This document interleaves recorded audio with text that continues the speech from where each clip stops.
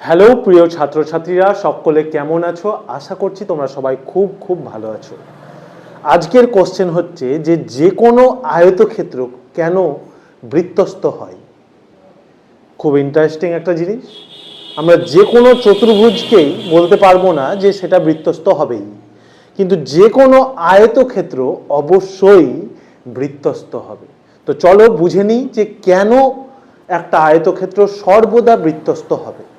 আচ্ছা, একটা চতুর্ভুজ বৃত্তস্থ হতে গেলে তাকে যে শর্তটা মেনে চলতে হয় ফার্স্ট টাইম, সেটা হচ্ছে তার বিপরীত কোণের যোগফল কি হতে হয়? সর্বদা 180 ডিগ্রি হয়। ধরো এই একটা চতুর্ভুজ PQRS, এটা তখনই বৃত্তস্থ হবে যখন এদের বিপরীত কোণের যোগফল কত হবে? 180 ডিগ্রি। এবার আয়তক্ষেত্রের বেলায় কি কেসটা ঘটে? আয়তক্ষেত্রের প্রত্যেকটা কোণের মান কত ডিগ্রি হয় আমরা জানি? আয়তক্ষেত্রের প্রত্যেকটা কোণের মান 90 ডিগ্রি হয়, এটা আমরা ভালো করে জানি। তাহলে যেহেতু আয়তক্ষেত্রের প্রত্যেকটা কোণ 90 ডিগ্রি, দেখো এটাও 90, এটাও 90, এটাও 90। তো আয়তক্ষেত্রের তো যে কোনো তুমি আয়তক্ষেত্র নিয়ে নাও, তার বিপরীত কোণের যোগফল তো 180 ডিগ্রি হচ্ছেই। 90 আর 90 যোগ করে 180।